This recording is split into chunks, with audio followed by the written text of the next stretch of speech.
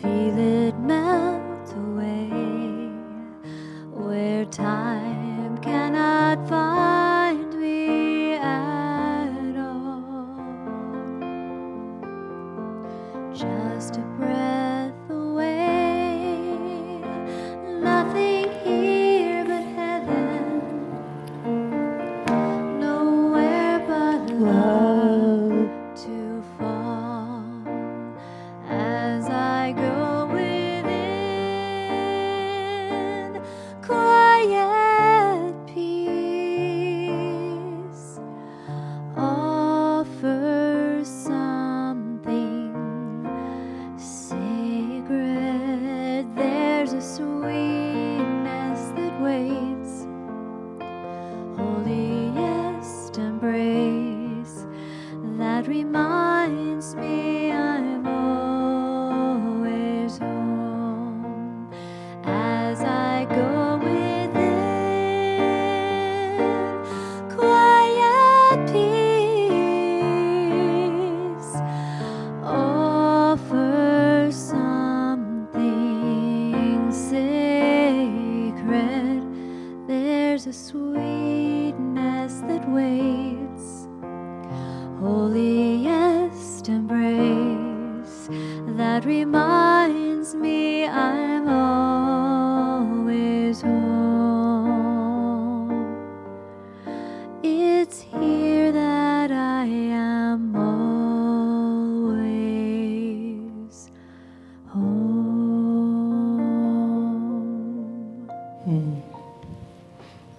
Beautiful. Thank you, Aria. Hello. How are you this evening? It's very good to see you here tonight. We're starting in the dark for the first time in a while. It's kind of nice. It's kind of nice for it to be dark when we begin. I just want to take a moment to welcome you all here this evening. I'm so grateful that you're here. And I honor you for honoring yourself and showing up for yourself and taking this little break midweek to fill up, to reconnect, and to go within. So very, very grateful that you're here tonight. And then we're going to start off with our practitioner, Jan Hartman, who will lead us in prayer.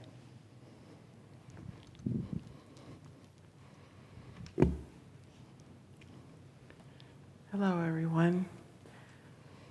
Take that lovely space of that music about home and take it within. And let's take a little time to make sure we're all here together.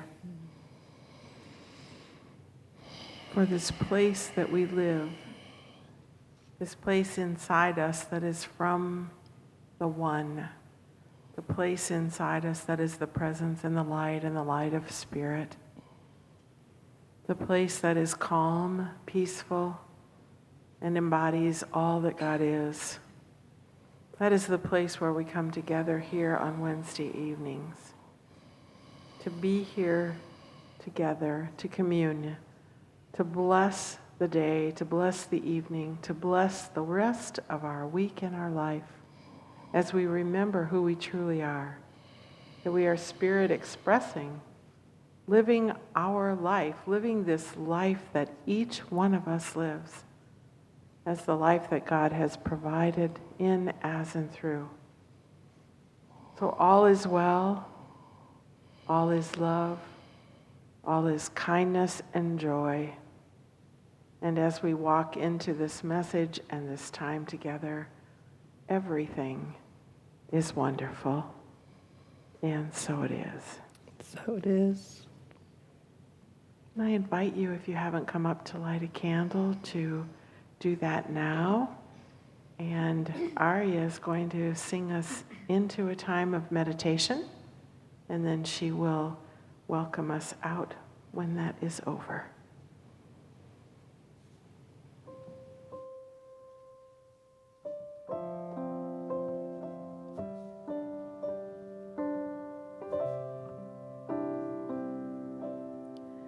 I am so blessed. I am so blessed. I am so grateful for all that I have. I am so blessed. I am so blessed.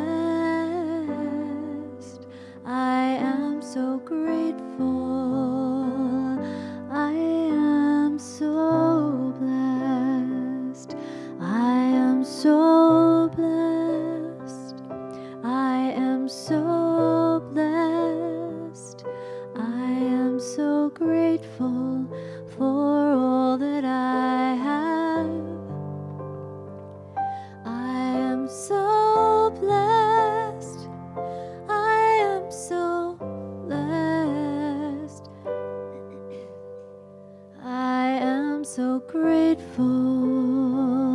I am so blessed.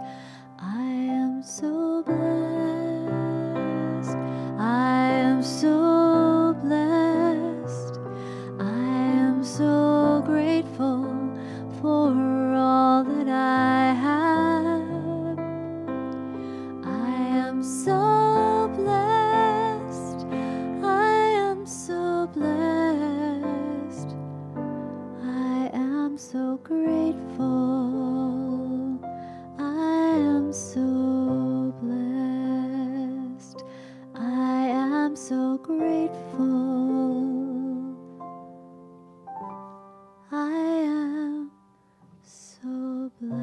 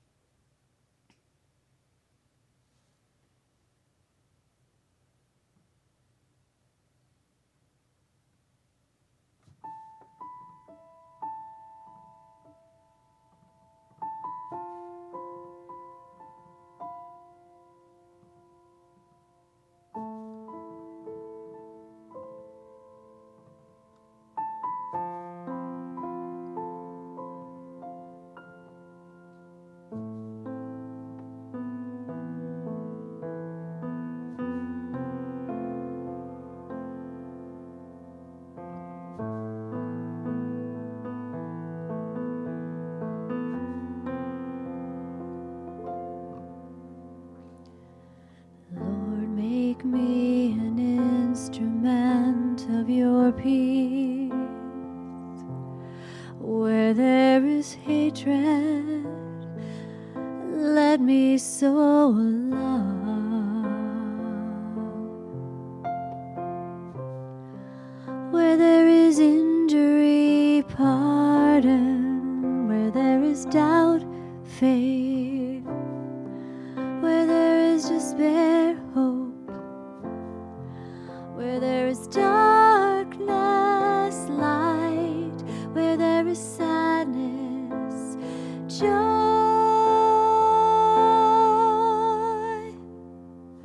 O divine Master, grant that I may not so much seek to be consoled as to console, to be understood as to understand, to be loved as to love. For it's in giving that we receive,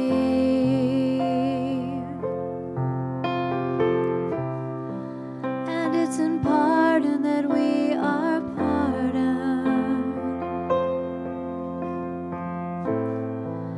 and it's in dying that we are born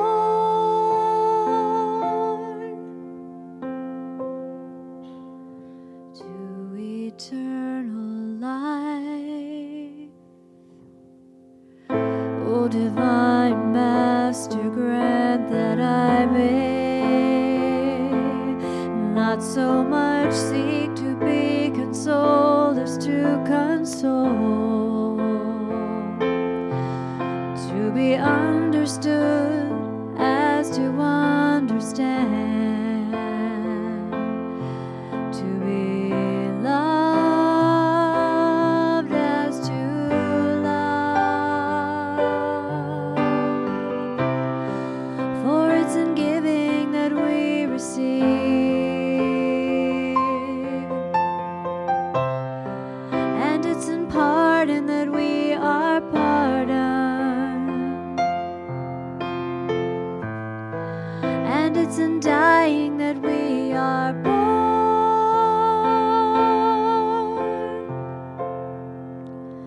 to eternal life. Amen.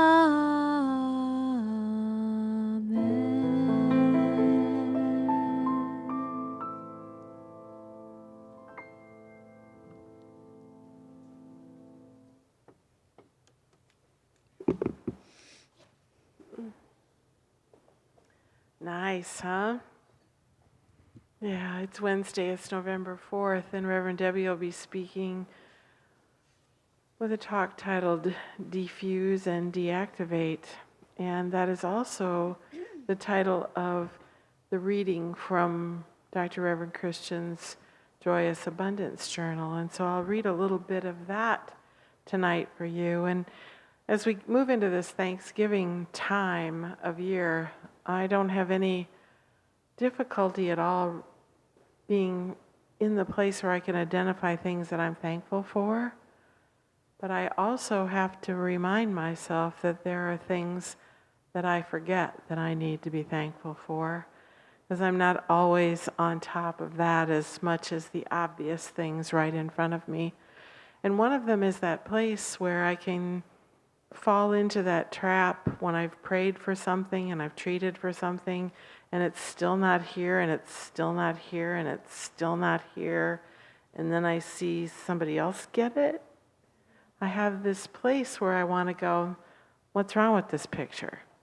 And so there's important things in that for me tonight, along with this reading about remembering that we're all one. And so this helps me remember that we're all one and that there's enough for everybody, and if one can have it, all can have it. So I'll read a little bit of that for maybe some encouragement for you. I don't know, maybe all of you have just kind of read about stuff like that, but I live it, so I kind of need to talk to you about it once in a while. Diffuse and deactivate. Masterful manifestors appreciate the successful creations of others. Whereas some people who struggle tend to be sarcastic and put down or demean other people's accomplishments. They also tend to be fans of trashy talk shows, gossip, and buyers of sensationalist headlines at the checkout stand. But resenting another's success will only keep your good from showing up. If you find negativity creeping into your mind, immediately defuse and deactivate it. Resentment is a powerful way to keep your abundance at arm's length. Why would good want to show up in an unappreciative, unwelcoming place? Let yourself cheer the accomplishments that you see happening in the world. And there's a quote here from Pema Chodron that says, "Rejoicing in the good fortune of others is a practice that can help us when we feel emotionally shut down and unable to connect with others. So rejoicing can generate some goodwill as well." Appreciation is a prayer of acknowledgement. It has nothing to do with getting life to do something for you. It's an awareness of the abundant universe you live in. Someone else's good doesn't diminish yours. It's not like a pie where less is available when one piece is gone. It's more like lighting a candle with an existing flame and having greater light without depleting the originating source. Recognition of good expressing has nothing to do with influencing God to do something. Being grateful that life is blessing others brings you into alignment with being a channel and a recipient of graceful abundance. So we can always say for ourselves clearly, I am happy when I see other people's good fortune.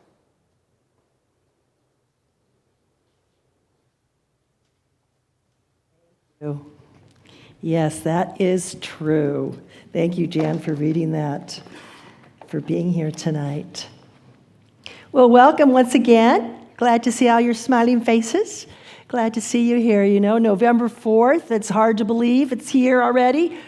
I have a satellite radio in my car, and I went to one of my stations that I normally listen to, and it's changed to the Holly station. Changes on November 1st. All the Christmas carols are on. It's like took me by surprise. I was driving home going, oh, they're playing a Christmas song. Isn't that nice? And realized the whole channel had changed. And the stores, of course, are full of all the Christmas decorations and the Santa Clauses, and everything's out already. And here we are, November 4th, where we typically think about November as being the month of Thanksgiving and the month of gratitude. You know, and we are in the midst here at Seaside of our Joyous Abundance program. It's our annual pledge program. It's a 6-week program that we do every year, and it's always to practice the principles of prosperity and take a look at our wealth and the wealth of Seaside. And this year we're using Dr. Christian's book, The Joyous Abundance Journal, as the anchor for that program. And this is our 3rd week of it. And so we'll be using his book again tonight, and as Jan read, Defuse and Deactivate. And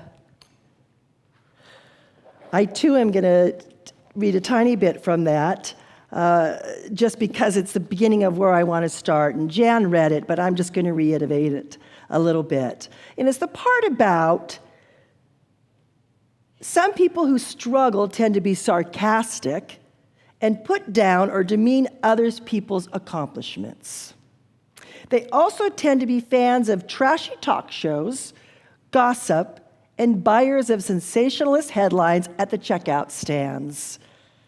But resenting another's success will only keep your good for showing up for you. And I think that's a pretty powerful reason to let go of resentments, isn't it? You know, if negativity and resentments keep you from your good, then letting go of that seems to be something that we would want to do. You know, and we're not always aware of the negativity that we have. You know, who are we hanging out with? You know, have you ever been around with somebody who's just everything that comes out of their mouth is a criticism of someone else or the world or an organization or an institution? Or just, you know, you're around those people that are just always kind of bring you down. Their vibration just seems to be low. And they just never seem to be happy and joyous. And then there's those that we hang out with that just fill us. We love to hang out with them because their vibration is so high and they're full of gratitude and they're full of their blessings. And they're so happy to just be alive, to be present in this world. And the difference between those two is very apparent. But when we're in that place of negativity, when we live in that place of negativity, it's sometimes hard to recognize that we're living there. It's very easy to get sucked in when we're watching the television and for watching the news, and everything is horrible and terrible and it's a catastrophe. We can start to believe that's the truth of our world. Are we watching shows that that Christian was talking about in his writing? That we're watching those, trashy television shows, the shows where, who's the baby's mama or whatever, and they're doing that over and over and over again, and they're just focusing on that negativity. Are we watching the shows that are full of violence? What are we putting into our consciousness? What are we putting into our space? Are we filling it with love and light, or are we filling it with negativity? And how does this even have anything to do with our prosperity? How does this have anything to do with the good that we have in our life? Well, I'm going to say that it has everything to do with it. There is a quote from Wallace Wattles, the author of The Science of Getting Rich. And he says, there is a law of gratitude. So what is the law of gratitude? How does it work? What is it? Well, it is the very core and the root of our science of mind teaching. What you think, you create. What it is that you focus on, you grow more of. So what are you focusing on? That which you don't have, or that which you have? Dr. Christian shared a few Sundays ago, I think it was, where he talked about we never really pray for our health unless we're sick. We don't go around as we're in our younger years just knowing and doing and being active and out in the world and hiking and playing and doing all the things that we do. We just take it for granted that we've got these great bodies and we're doing all this great stuff and we're going to live forever. But as we start to age, we might start focusing on our health a little bit more.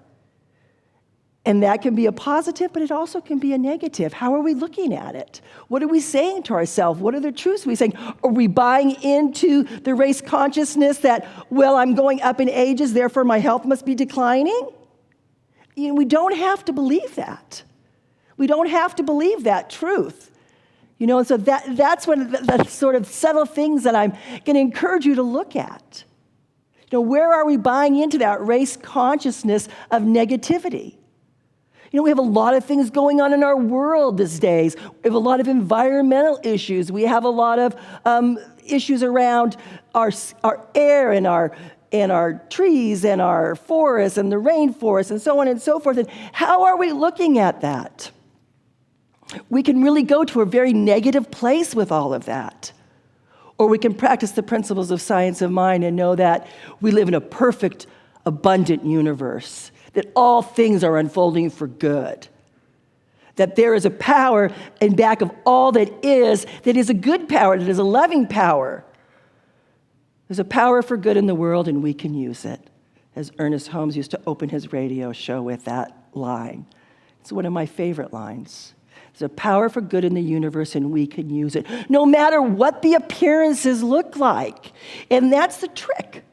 Because it might not always look like that, right? Sometimes it looks like it's all pretty bad, especially if we're going through a trauma, if we're going through a loss, if we're going through a loss of a job or a relationship, or if somebody leaves our world unexpectedly. We can't always instantly know that this is good. Sometimes it doesn't look like good, but what we want to hold on to is that behind all appearances, God is.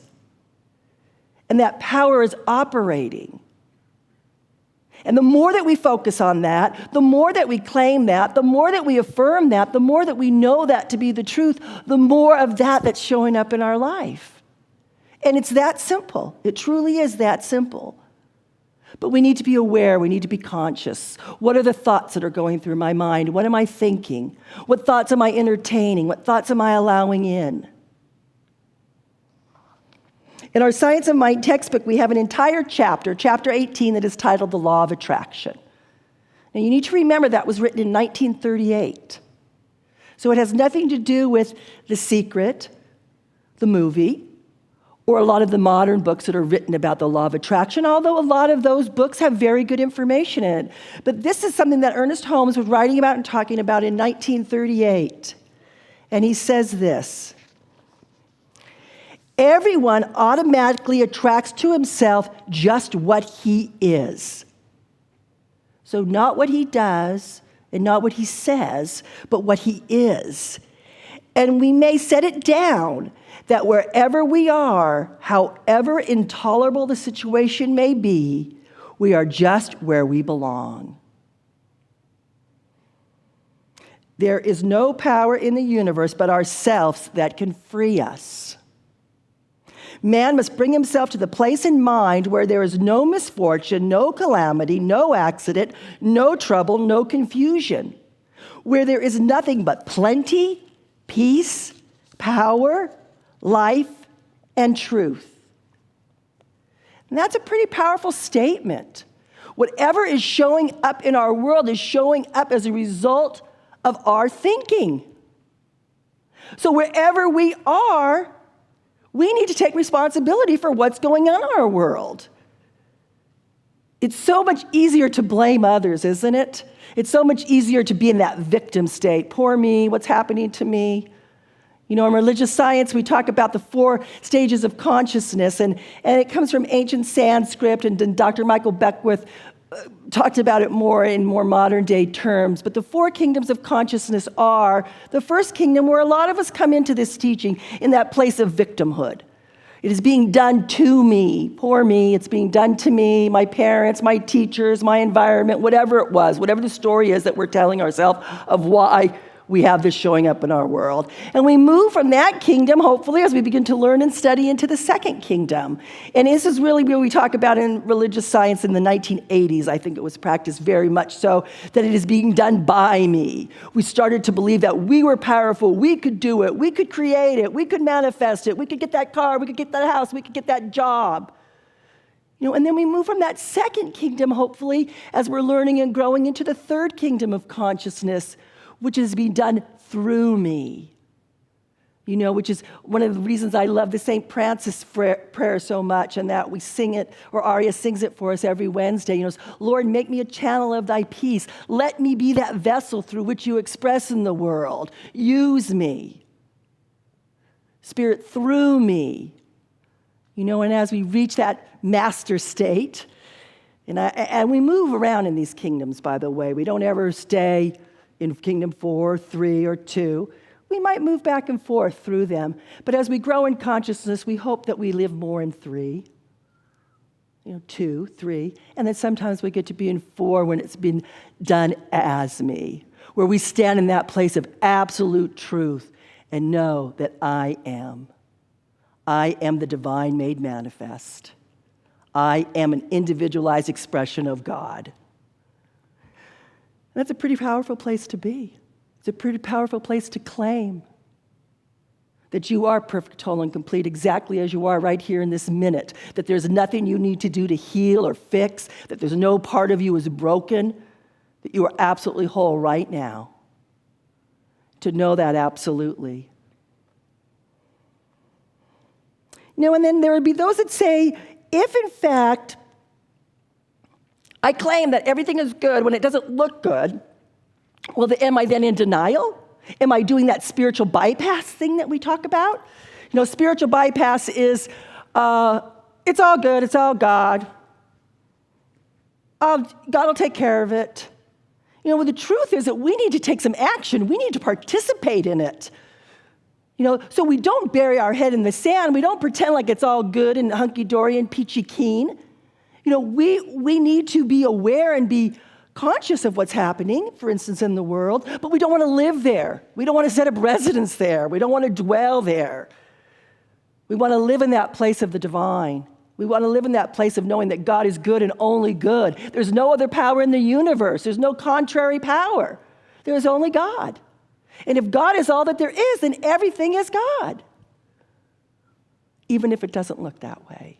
And that's what a practitioner learns to do. And that's what I hope all of you will learn to do as you move through classes and take classes and learn to do spiritual mind treatment for yourself. You'll learn to be in that place of seeing the truth even in the appearance of the opposite. I think I've shared this before, but it just really sticks home to me. You know, as a practitioner, we're told if we walk in a hospital room and we see a sick person, turn around and walk out. Because we can do them no good if we're seeing them as sick. As a practitioner, we see beyond the appearance. We see the truth. We see that person as whole, healed, perfect, God made manifest. So I ask you to look beyond the seeming illusion that this world may sometimes show us and to stay rooted in that truth. I love this Ernest quote. Life is a mirror that will reflect back to the thinker what he thinks into it. So what are you thinking into the mirror? What are you thinking? I'm perfect, I'm great, I'm divine. Or are you thinking I'm not enough, I need to do something else. I need a better relationship, I need a better house, I need. Because that's what you're going to create if that's the thoughts that you're holding. You are creating your future with every thought. You know, so what you're thinking today is creating your tomorrow.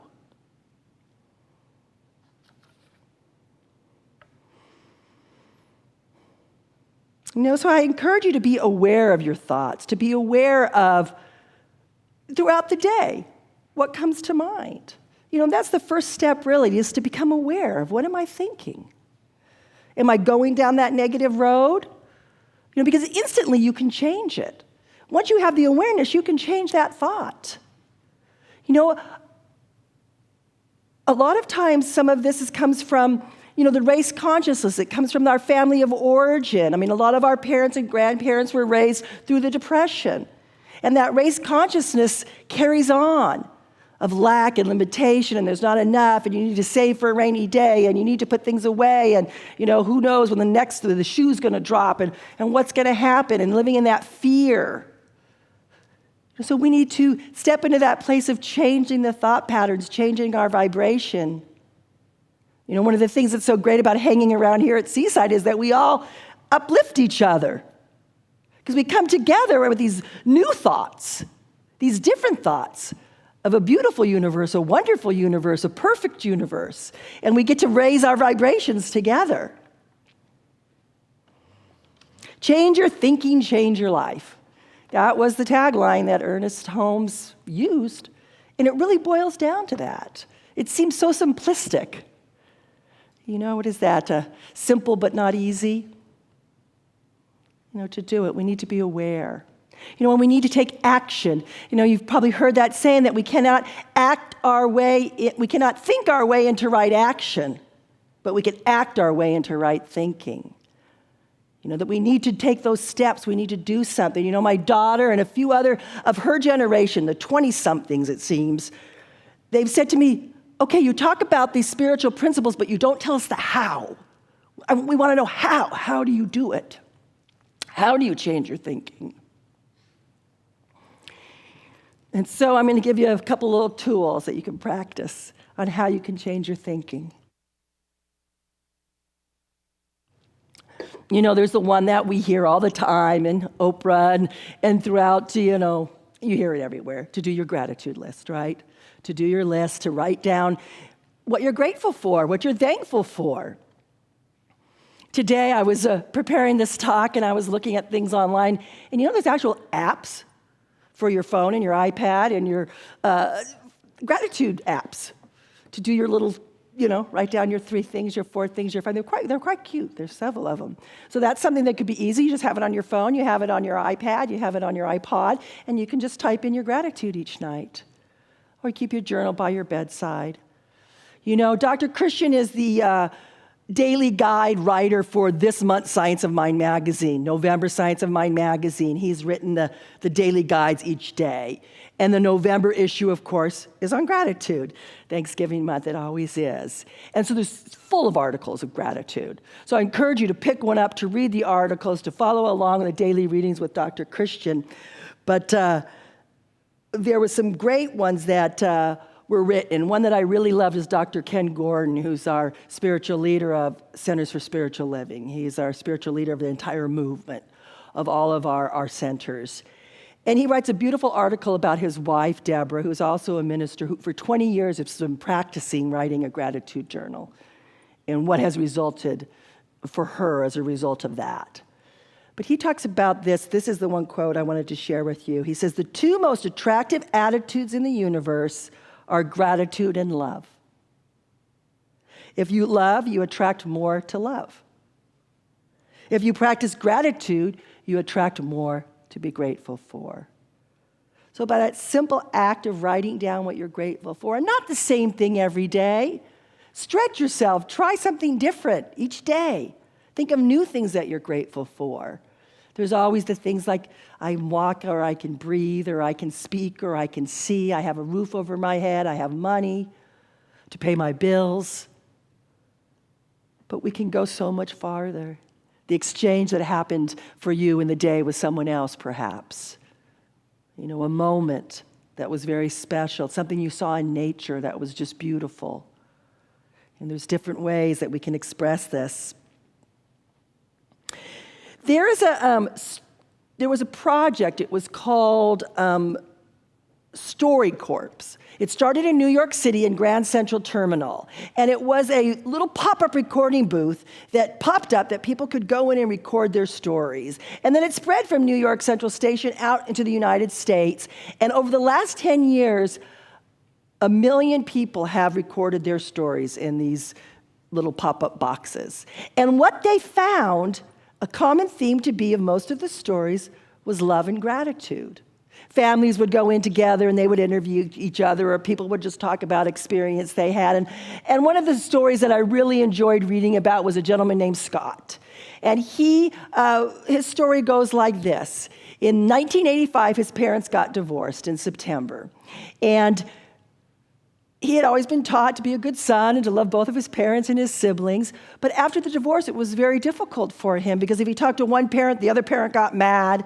If he talked to that parent, the other parent got mad. And so when October rolled around, he thought, well, what are we going to do for Thanksgiving? We can't all sit down at a table and share this feast together and talk about what we're grateful for. And he didn't want to do it by himself. And he was 24, 25 years old.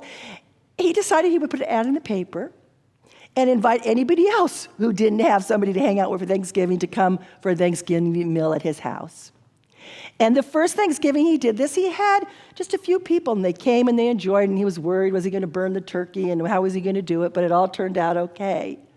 Well, he's continued to do that every year since.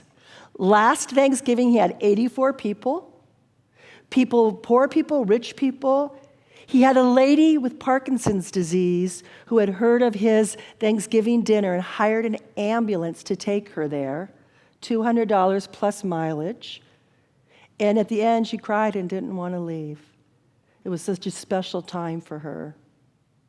You know, he's continued to do this year after year, and he says that a lot of the people don't even know who he is. He's just some skinny guy in the kitchen cooking. And they're coming together and having this wonderful time. You know, so finding a way to give back in the world, finding a way to practice that love and that joy. Some of the other things that I really liked about some of the ideas of how we could practice gratitude is when we talked about just noticing your day, your thinking, and what you're grateful for as you go along. The gratitude journal. You know, if you, in the moment, catch yourself in a negative thought, again, you can change that instantly. For instance, you're in a conference room and it's cold, and you're thinking, this room is so cold, this room is so cold. And you catch yourself, okay, that's really negative. You know, I'm focusing on what I don't have. How can I change that around? And an example could be, oh, this room has a beautiful view. This room has beautiful furniture. So in that moment, we can catch ourselves. And it's by creating those new habits that we create those new pathways. And it becomes more natural and more normal for us to live in that place of gratitude. This one's a little tougher, I think. Vow to not criticize, complain, or gossip. You know? How often are you in a circle of people and they're talking about somebody else? Do you stay there and listen to it, or do you walk away? Again, are you allowing that negativity to go into your consciousness, or are you removing yourself from it? You know? Gossip's a tricky thing. It's really a buzzkill. You know, it's a downer. So we can move away from that. How often are you criticizing? How often are you complaining? I catch myself way too often criticizing something. Way too often. You know, so to be more aware of that for myself. And it's subtle. It's subtle. You know, Dr. Christian said something once that really stuck with me. He said, how safe is it to walk through my mind? You know, how safe is it when I see somebody? Am I being loving, encompassing, embracing? Or I'm being critical, judging? So we can turn from the negative to the positive. Last but not least, be of service. Become involved in something that you love, something you care about, a community effort. The Community Resource Center, Karen is so involved in, and our Seaside community is so involved in. Where can you show up? Where can you volunteer? Where can you give of your time and talent? Where can you give of your money? Where can you get out of yourself and be part of the world in a greater way? All of these things can help us move from negativity to a place of more gratitude. So with that, I found a little video that I wanted to share with you. I think it's really beautiful. So can you play that for me, Steve or Ed, whichever one of you is back there?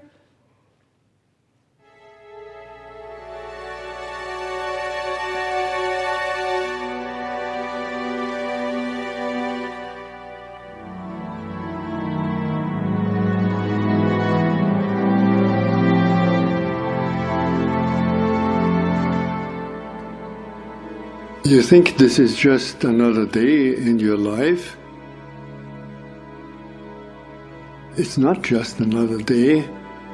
It's the one day that is given to you today. It's given to you. It's a gift. It's the only gift that you have right now, and the only appropriate response is gratefulness.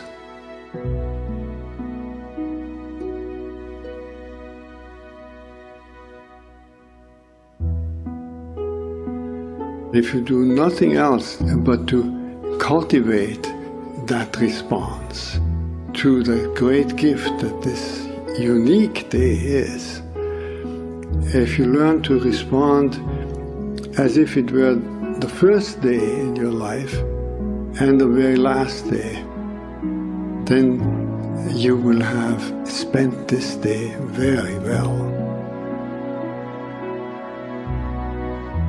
Begin by opening your eyes and be surprised that you have eyes you can open. That incredible array of colors that is constantly offered to us for pure enjoyment. Look at the sky. We so rarely look at the sky. We so rarely note how different it is from moment to moment with clouds coming and going. We just think of the weather, and even of the weather we don't think of all the many nuances of weather. We just think of good weather and bad weather. This day, right now, has unique weather. Maybe a kind that will never exactly in that form come again. The formation of clouds in the sky will never be the same that is right now. Open your eyes, look at that. Look at the faces of people whom you meet. each one has an incredible story behind their face.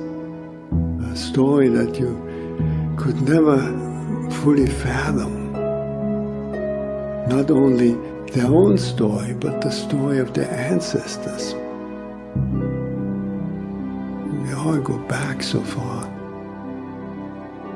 And in this present moment, on this day, all the people you meet, all that life from generations and from so many places all over the world flows together and meets you here like a life-giving water if you only open your heart and drink.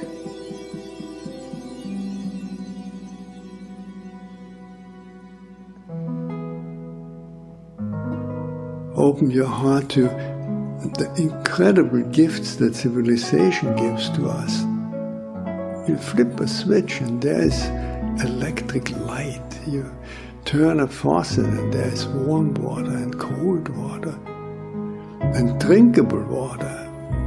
It's a gift that millions and millions in the world will never experience. So these are just a few of an enormous number of gifts to which we can open your heart. And so I wish you that you will open your heart to all these blessings and let them flow through you, that everyone whom you will meet on this day will be blessed by you. Just by your eyes, by your smile, by your touch, just by your presence. Let the gratefulness overflow into blessing all around you. And then it will really be a good day. So look for the gifts this week and practice being grateful. Blessings to you all. Let's bring Aria back. Oh, for song. She's at the piano tonight. Aria.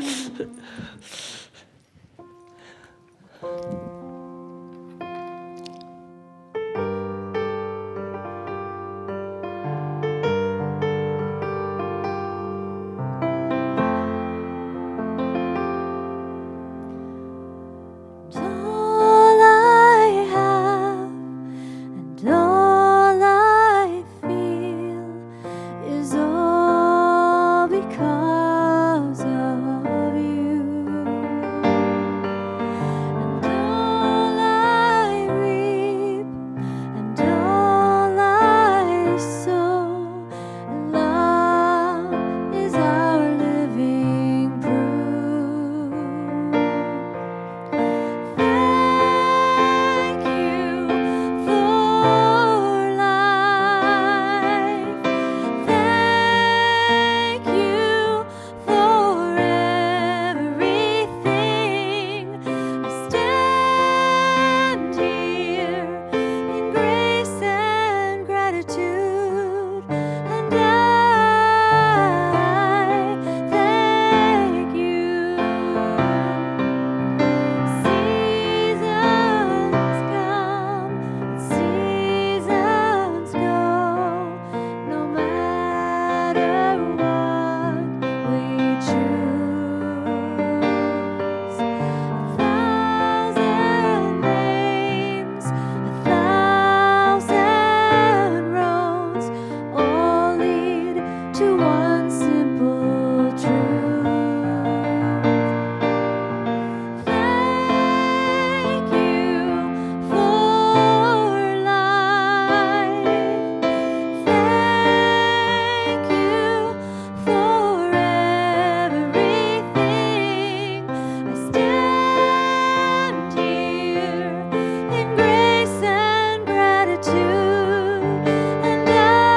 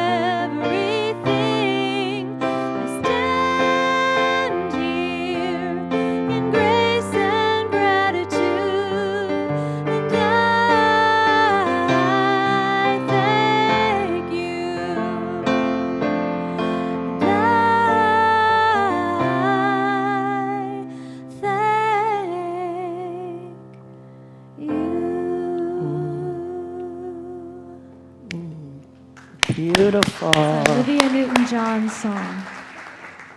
Beautiful. Did you write that one? Olivia Newton-John. Olivia Newton-John. That's what you said. Sorry, I was clapping. I didn't hear you. You know, it said if thank you is the only prayer that you ever say, that would be sufficient. Beautiful, beautiful song, Aria. Thank you so much. It is the time of our service for our giving, and so I invite the ushers to come forward. Thank you, Karen and Dennis. And I have, a tithe here that was given to me. And here it is. Good. So it is the time of our service that we get an opportunity to practice the law of reciprocity. As we give, we receive. It's not the reason that we give, but it certainly starts the floodgates, to open. And, knowing that this service this evening takes about $500 to run a Wednesday night service, to open the doors and have the light and pay the staff and the musicians and all the people that are here. So we absolutely are so grateful that you're here and that you're willing to be part of this amazing service and this amazing night. And we hope to be able to continue to bring it to you always. So please know that anything that you give helps support Seaside and the Wednesday night service and all of the works that we do here. So will you join me in our prosperity prayer? As I give thanks for the good now flowing into my life, I gladly share that good with others. The more I give, the more I receive. I experience a deeper consciousness of peace and security, for I know that I am in the embrace of a warm, loving presence, forever seeking an outlet through me. My cup runneth over. I exist in limitless possibilities. Thank you.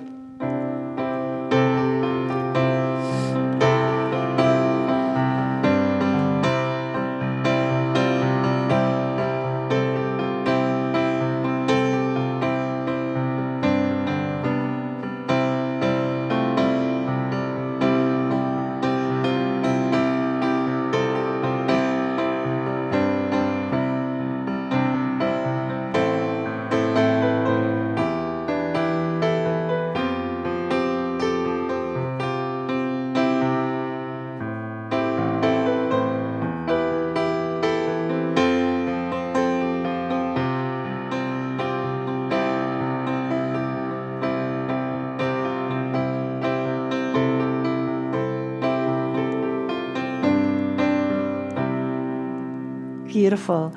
You probably noticed that Jim isn't here tonight. We have Aria, both as our pianist and as our beautiful singer vocalist tonight. Thank you, Aria. It's wonderful that she's able to do both jobs. So thank you, thank you, thank you.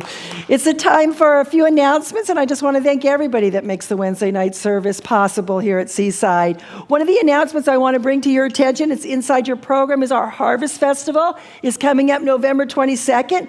We are looking for artisans and craftspeople. So if you make something wonderful that you'd love the opportunity to sell and make a little cash for the holidays and also be part of our craft festival here on the 22nd, we welcome you. Talk to me after service or shoot me an email and I can give you all the information. It's absolutely the best deal you're going to get to sell your stuff at a booth. So contact me, or you can enter to be in our chili contest. We've got spicy, original, and vegetarian. So you can sign up to enter in the chili contest as well, which is the same day.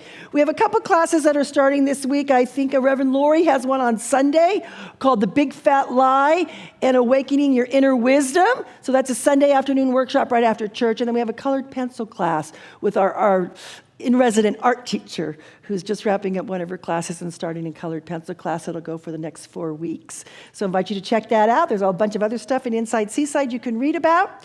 Thank you to Gregory for doing our podcast. Thank you to all of those who watch at home. We so appreciate you tuning in. Grateful for you. Steve and Ed in the booth, thank you. You guys are always wonderful. And we've got Trudy as our practitioner this evening holding the light, and of course our beautiful Jan. And please know that Jan and Trudy are both available for prayer after service just outside the side doors here in front of our chapel. Do not leave here with anything on your heart. Receive a prayer, change your thinking, change your life. So thank you to all of those. I think Vicky's opened the bookstore for us already, and it's time for prayer. So If you have anybody in your life that you're wanting to include in this prayer, please just raise them in consciousness right now. Just hold them in thought, and we'll know that they're part of this vibration that's happening right here and right now. So knowing and feeling and sensing that divine power that is here, always present. There is no place that God is not. There is no place that I can be separate from the divine. There is no place that each one here can separate from that beautiful, wonderful, loving presence. I know that spirit is good and only good, love and only love, that there is nothing, absolutely nothing but love. And I know that I am one with this love. I know that I am one with Source. And just as I know this is true for me, I know it's true for each one here. I know that each one is a magnificent individualized expression of the divine, beautiful, awesome, spectacular, full of love and full of light. And I know and claim right now that for each individual, their life is one of absolute abundance, that they live and breathe and have their very being in that divine flow, that spirit moves in, through, and as them always in all situations. And I know for Seaside Center for Spiritual Living that it is a place of absolute prosperity, a place of abundance, a place of divine unfolding perfectly in divine order. I know that each and every individual that's called through these doors is called here by a divine appointment to be part of this magnificent spiritual family. I know that any prayer that has been written and put in our prayer request chest is answered, because Spirit's answer is always yes. The perfection is always there. There is always healing taking place in every moment. I am so grateful to know this truth. I am so grateful to know the truth of each and every individual here, their relatives, their friends, any need that's been expressed here this evening, knowing that that need is answered. And it's with that sense of gratitude, with that sense of absolute joy for the perfection of the universe, that I just simply release these words into the divine nature of the law, knowing that it is already done. And so it is. And now, our closing song. Where's my little Nicolette?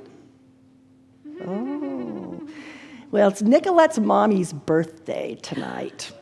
So she has brought cake to share with all of you. So please stay after our song and have some cake. Jennifer's birthday.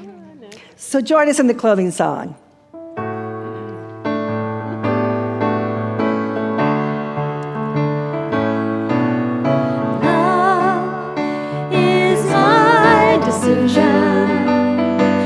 It's up to me to give up my heart.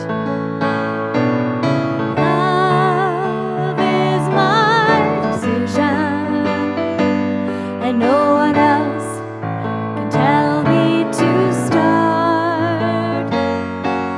And once I decide to change my mind, love will show me how.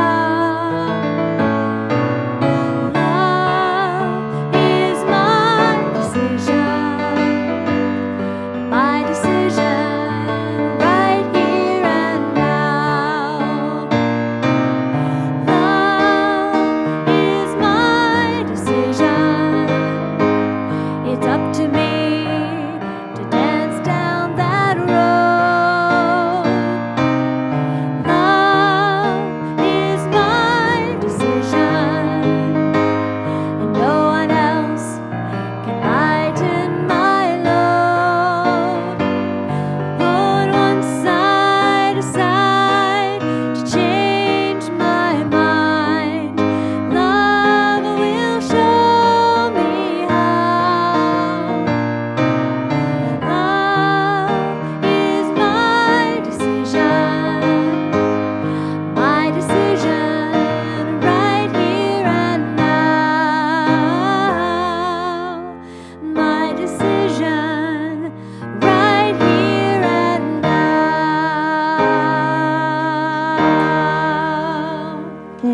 God bless you. Join us for refreshments.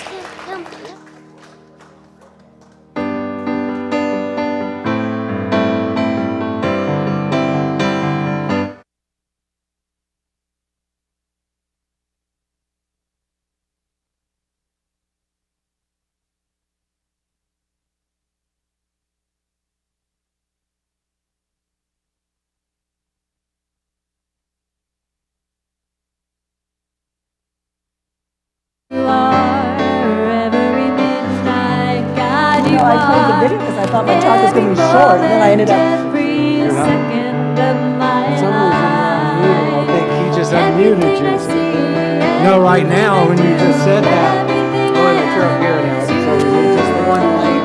Everything I was gonna above, take your whole top off. everything below, everything I know is you.